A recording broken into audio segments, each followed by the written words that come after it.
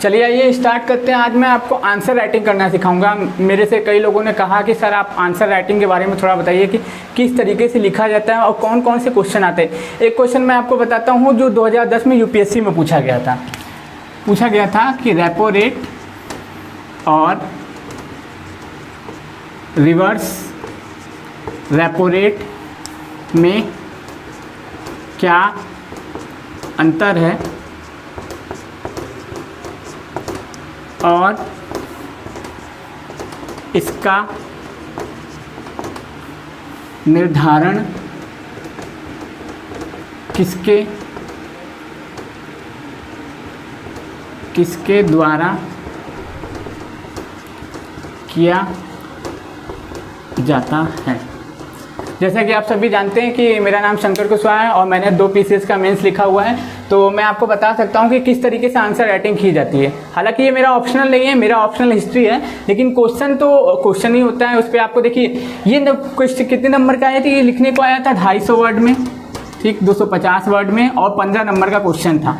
तो अगर आप 15 नंबर का क्वेश्चन 250 वर्ड में लिखते हैं तो आपको कम से कम इसको 8 से 10 मिनट ही देना चाहिए, क्योंकि आपको कुल मिला के 20 क्वेश्चन रहते हैं। कुछ क्वेश्चन 250 वर्ड्स के भी रहते हैं, कुछ क्वेश्चन 500 वर्ड्स के भी रहते हैं। तो आपको क्या नाम है, इसमें ही पूरा समय नहीं देना है। 15 नंबर के चक्कर में पता चला 20 नंबर वाला जो आपका लिखने वाला है वो छूट जाए, तो उस पर आपको ध्यान नहीं देना। आपको ध्यान क्या देना है कि क्या नाम है, हमें इसे किसी भी हाल में 8 से 9 मिनट में ही खत्म करना है। क्या करना है, 8 से 9 मिनट में ही खत्म करना है। क्वेश्चन पूछा क्या है कि रेपो रेट और रिवर्स रेपो रेट में क्या अंतर है और इसका निर्धारण किसके द्वारा किया जाता है। क्वेश्चन को समझिए पहले।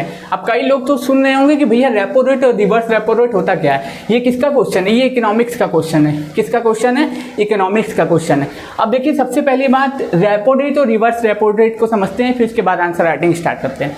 देखिए RBI, reserve bank of India, ये जो है आरबीआई के द्वारा इसका निर्धारण किया जाता है। इसकी स्थापना कब हुई थी आरबीआई की? आरबीआई की स्थापना हुई थी 1935 में, 1 अप्रैल 1935 को। एक क्या नाम है, भारत शासन अधिनियम के अंतर्गत एक एक्ट आया था जो 1934 के एक्ट के तहत भारत में आरबीआई की स्थापना की गई थी। किसकी? आरबीआई की। पूछेगा कि मौद्रिक नीति का निर्धारण किसके द्वारा किया जाता है, रेपो रेट का निर्धारण किसके द्वारा किया जाता है, रिवर्स रेपो रेट का निर्धारण किसके द्वारा किया जाता है, तो आप क्या बोलेंगे, आरबीआई के द्वारा रिवर्स रेपो रेट और रेपो रेट का निर्धारण किया जाता है। और ये मौद्रिक नीति का हिस्सा है भारत सरकार की। जो आरबीआई है, जो भारत सरकार का बैंक है, भारत सरकार के बैंक द्वारा एक मौद्रिक नीति निकाली जाती है। उस मौद्रिक नीति के ही टूल्स हैं ये। और ये जो टूल्स हैं आरबीआई के, ये जो आप देख रहे हैं, ये जो टूल्स हैं आरबीआई के, इसके अंतर्गत ही आरबीआई क्या करती है, मौद्रिक नीति का निर्धारण करती है। और उसी के अंतर्गत ये भी है, आपका आता है रिवर्स रेपो रेट और रेपो रेट। पहले इंट्रोडक्शन में आप क्या लिखेंगे कि मौद्रिक नीति का निर्धारण, यानी कि आप मौद्रिक नीति छोड़ के आप क्या लिखेंगे कि रेपो रेट और रिवर्स रेपो रेट का निर्धारण किसके द्वारा किया जाता है, आरबीआई के द्वारा किया जाता है। आरबीआई का थोड़ा सा इंट्रोडक्शन देंगे 2-4 लाइन का कि आरबीआई की स्थापना, रिजर्व बैंक ऑफ इंडिया की स्थापना। अब जैसे मान लीजिए एक मैं यहाँ पे डायग्राम बनाता हूँ, ठीक, ऊपर मान लीजिए, ऊपर मेरा इंट्रोडक्शन पार्ट है, नीचे ऊपर क्या है, इंट्रोडक्शन पार्ट है। इसमें मैं क्या लिखूंगा कि आरबीआई की स्थापना कब, 1 अप्रैल 1935 को, 1935 को की गई थी।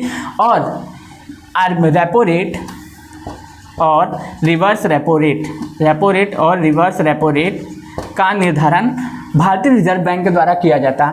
और ये भारत सरकार का बैंक है। बस इंट्रोडक्शन में इतना लिख देंगे, फिर इसके बाद कहाँ आएंगे, इंट्रोडक्शन में क्या लिखेंगे आप, ठीक। इंट्रोडक्शन में फिर से बताता हूँ आपको क्या लिखना है।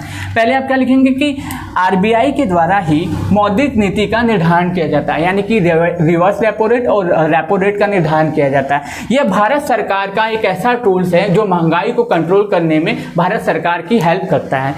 यह आरबीआई की स्थापना 1 अप्रैल 1935 को हुई थी और 1949 में इसका राष्ट्रीयकरण कर दिया गया था। इतना लिखेंगे, फिर नीचे आएंगे आप, नीचे आएंगे क्या कि अब हम आपको बताने वाले हैं रिवर्स रेपो रेट के बारे में और रेपो रेट के बारे में, ठीक। उससे पहले एक चीज मैं आपको बता दूं कि कल यूनेस्को की विश्व विरासत सूची में धौलावीरा को शामिल किया गया है। याद रखिएगा, ये भारत का 40वां यूनेस्को वर्ल्ड हेरिटेज साइट बना है। 40वां यूनेस्को वर्ल्ड हेरिटेज साइट बना है। तो धौलावीरा के बारे में 5 चीज पढ़ लीजिएगा। कच्छ के रण के पास स्थित है, ये भारत में पाया जाता है और यहाँ पे कोई भी दुर्ग नहीं मिले हैं। दुर्ग यानी कि कोई भी किला नहीं मिला है। यहाँ पे जो लोग रहते थे 3 भागों में बटे हुए लोग रहते थे। ये चीज़ें आप याद कर लीजिएगा, ठीक। बीच बीच में नॉलेज आपको मिलती रहेगी, ठीक। इंट्रोडक्शन मैंने बता दिया। मेन बॉडी में हम क्या लिखेंगे? मेन बॉडी में पहले हम लोग मेन बॉडी लिखने से पहले क्या करेंगे, सबसे पहले रेपो रेट और रिवर्स रेपो रेट को समझते हैं अच्छे से। देखिए होता क्या है कि क्या नाम है, रेपो रेट, जैसे ये रेपो रेट देख रहे हैं, ये शॉर्ट टर्म लोन होता है। ये क्या होता है? शॉर्ट टर्म लोन होता है। ये क्या होता है? 15 दिन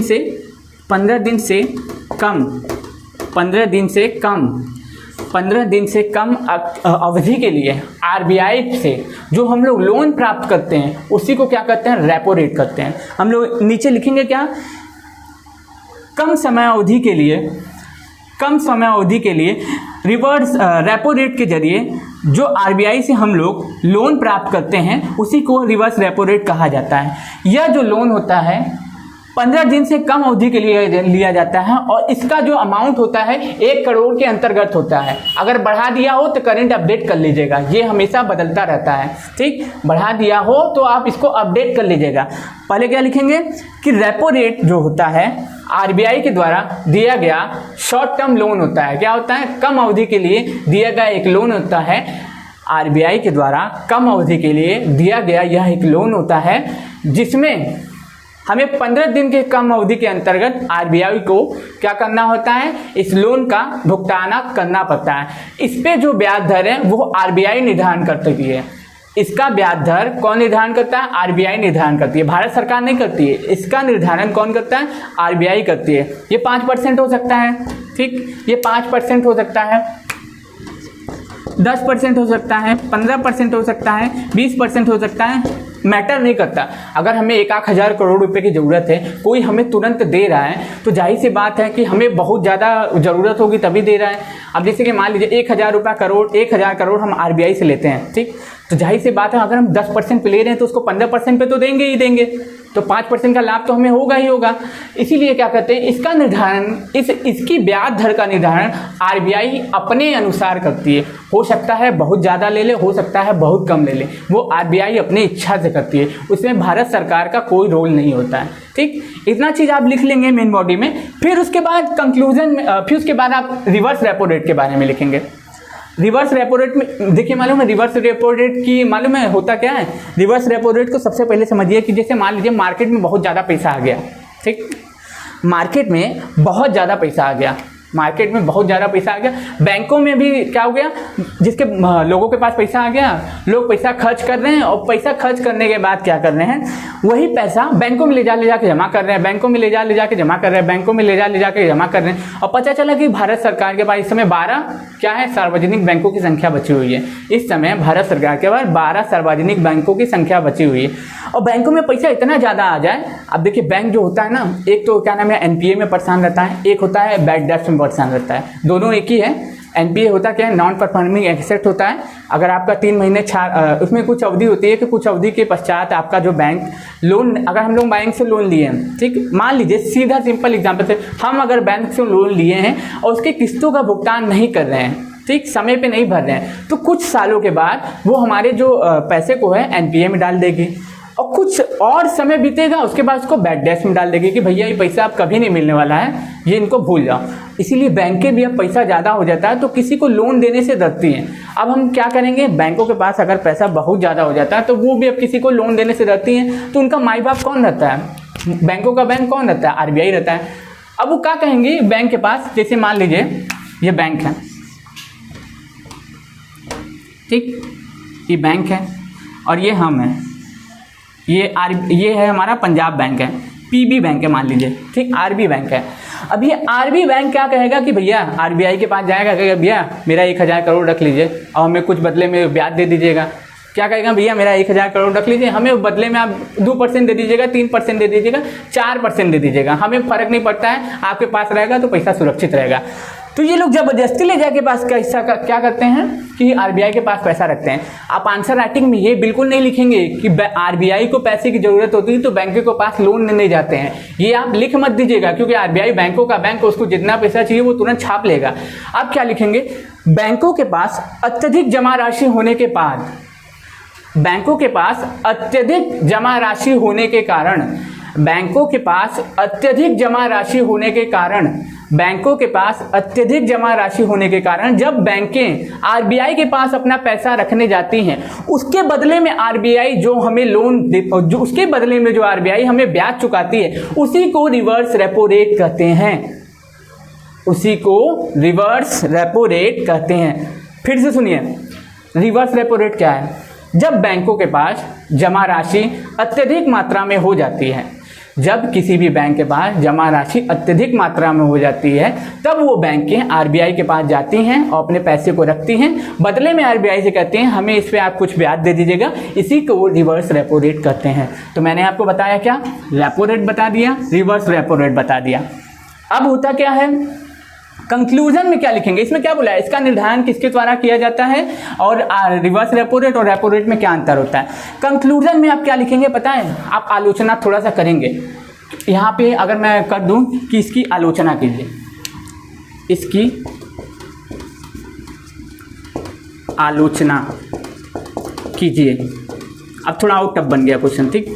अब इसकी आलोचना आप क्या करेंगे, इसकी आलोचना में आप क्या करेंगे कि एक तो होता क्या है, हम बैंकों के पास, हम लोगों बैंकों के पास पैसा बहुत ज़्यादा आ जाता है, पैसा बहुत ज़्यादा आ जाता है, हम लोग फिक्स डिपॉजिट भी देते हैं, हम लोग सेविंग अकाउंट पे ब्याज भी देते हैं, भले करेंट अकाउंट पे ब्याज नहीं देते लेकिन फिक्स डिपॉजिट पे ब्याज देना पड़ता है, करेंट और सेविंग अकाउंट पे ब्याज देना पड़ता है। इसके कारण क्या होता है, बैंकों को काफ़ी नुकसान हो जाता है, कुछ पैसा इनका एनपीए में चला जाता है, कुछ बैड डेब्ट्स में चला जाता है, कुछ जो है किसानों के द्वारा चुकाया नहीं जाता है, इससे बैंकों का काफ़ी नुकसान होता है। और ऊपर से आरबीआई हमसे पैसा लेती है 2000-3000 करोड़ और हमें क्या करती है, उसके बदले में 2% का ब्याज दर देती है। तो ये आरबीआई की बहुत बड़ी गलती है। इस पे भारत सरकार को कुछ कानून बना के, इस पे भारत सरकार को कुछ कानून बना के इसकी ब्याज दर को बढ़ाना चाहिए और हमारी जो एनपीए की समस्या होती है, बैड डेब्ट की समस्या होती है, किसानों के द्वारा ना चुकाए जाने वाले ऋण की समस्या होती है, उसका निर्धारण करना चाहिए। इसको लिखते हुए अपनी जो आपको आंसर राइटिंग को फिनिश करना है। लिखना कितनी देर में, 8 से 10 मिनट, क्योंकि इसके अलावा भी 250 के अलावा भी 500-500 वर्ड के क्वेश्चन आपके पास रहेंगे, भूलिएगा मत, क्योंकि 15 नंबर से ज़्यादा 25 नंबर इंपॉर्टेंट होता है। अगर इसमें हम लोगों ने इतना लिख लिया, अगर ये हमें 15 में से 7 भी दे देना तो खुश हो जाइए। टॉपर्स को 7 नंबर मिलते हैं, याद रखिएगा, टॉपर्स को 7 नंबर मिलते हैं। 6 भी मिल जाए तब भी खुश हो जाइए, 5 मिले ना तब भी हाथ जोड़ के आगे निकल लीजिए, क्योंकि टॉपर्स के नंबर 7 होते हैं, याद रखिए। अगर जिस तरीके से मैंने आपको बताया उस तरीके से आप लिखेंगे तो आपका खुद आपको 7 नंबर मिलेगा। जब आपकी मेंस की आंसर राइटिंग चेक होती है, उसके बाद जब रिजल्ट आता है तो रोल नंबर के द्वारा आप अपने नंबरों को चेक कर सकते हैं कि किस नंबर में कितना सब्जेक्ट मिला है। लेकिन आप ये कभी नहीं पता कर सकते हैं कि आपको 7 मिला है कि 6 नंबर मिला है। बस इतना पता कर सकते हैं इकोनॉमिक्स में मेरा क्या नाम है 300 में से 150 आया। ये हमें कौन बताता है, जो हमारे टीचर्स होते हैं जिनसे हम लोग कॉपी चेक कराते हैं, अनअकैडमी पे हो गए, जैसे कि अभ्युदय योजना के तहत मैं स्टूडेंट हूँ तो मेरे टीचर्स हमें चेक करते हैं और कुछ टीचर्स मेरे परिचय में वो भी हमें लिख के देते हैं, तो हमें अच्छा लगता है कि हाँ हमें इतना मिल रहा है तो हम बहुत खुश हैं। तो इतनी चीज़ों को लिखते हुए आप क्या करेंगे, इस क्वेश्चन को ख़त्म करेंगे। बोरियत लग रहा होगा, समझ में नहीं आया होगा, हम उम्मीद करते हैं आपको समझ में नहीं आया होगा, तो एक बार रिवीजन कर लेते हैं और यहाँ पे ख़त्म करते हैं शॉर्ट में। रेपो रेट और रिवर्स रेपो रेट में क्या अंतर है, इसका निर्धारण किसके द्वारा किया जाता है, इसकी आलोचना कीजिए। ये यूपीएससी का क्वेश्चन है, यूपीएससी 2010 उठा के देख लीजिए, मेंस में इकोनॉमिक्स में जीएस पेपर 3 में ही क्वेश्चन आया हुआ है, उठा के देख लीजिए, आपको वहाँ पे मिल जाएगा। इसका आंसर भी आप देख लीजिए, कहीं से मिला लीजिए, कोई अंतर समझ में नहीं आएगा। रेपो रेट क्या होता है, सबसे पहले इंट्रोडक्शन में क्या लिखेंगे कि रेपो रेट और रिवर्स रेपो रेट का निर्धारण आरबीआई के द्वारा किया जाता है, ठीक। आरबीआई भारत सरकार का केंद्रीय बैंक है, इसे बैंकों के बैंक के नाम से भी जाना जाता है। 1935 में इसकी स्थापना हुई थी, सन 1949 में इसका राष्ट्रीयकरण किया गया था। इतना लिख लिए, ठीक, बस खुश हो जाइए। उसके बाद क्या करिए, रेपो रेट क्या होता है। रेपो रेट क्या होता है, जिस ब्याज दर पे शॉर्ट टर्म अवधि के लिए आरबीआई बैंकों को लोन देती है उसे रेपो रेट कहा जाता है, ठीक। रिवर्स रेपो रेट क्या होता है, बैंकों के पास अत्यधिक जमा राशि होने के कारण बैंकों के पास अत्यधिक जमा राशि होने के कारण जब बैंकें अपना पैसा आरबीआई के पास रखने जाती हैं, बोलती हैं बदले में कि माई बाप हमें इसके बदले में कुछ थोड़ा सा इस पे ब्याज दे दीजिएगा, उसे ही रिवर्स रेपो रेट करते हैं। तो आप माई बाप मत लिख दीजिएगा, आप लिखिएगा जिस हम लोगों के पास अत्यधिक जमा राशि होने के कारण जब हम अपना पैसा आरबीआई के पास जमा करते हैं, उसके बदले में आरबीआई हमें उस पर कुछ ब्याज देती है, उसी को रिवर्स रेपो रेट करते हैं। माई बाप मत लिख दीजिएगा, लिख भी देंगे तो एग्जामिनर हंसेगा, काट के कॉपी रख देगा, ठीक है। उसके बाद कंक्लूजन में क्या लिखेंगे, लास्ट में क्या है, इसकी आलोचना कीजिए, आलोचना कर दीजिए कि बैड डेब्ट जो होता है, बैंकों का पैसा वैसे ही डूबता रहता है, एनपीए से डूबता रहता है, किसानों का ऋण चुकाने के चक्कर में बैंकों का पैसा डूब जाता है। तो इसके कारण क्या होता है, बैंकों को फिक्स जमा राशि जनता को चुकानी होती है। जब बैंकों में हम लोग पैसा जमा करते हैं तो बैंकें हमें चेक के द्वारा क्या नाम है, एटीएम के द्वारा, या क्या नाम है, कैश के द्वारा या ब्याज के द्वारा हमारे पैसे को हमें रिटर्न करती हैं। अगर फिक्स डिपॉजिट है तो उस पर ब्याज भी देती हैं, सेविंग अकाउंट है तो उस पर ब्याज भी देती हैं। इसी कारण क्या होता है, बैंकों को अत्यधिक लाभ नहीं हो पाता है। इससे ही क्या हो रही है, अब ये एग्जाम्पल ये भी लिख दीजिएगा, इसी कारण सार्वजनिक बैंकों की संख्या कम होती जा रही है, सबका विलय किया जा रहा है। बस खत्म।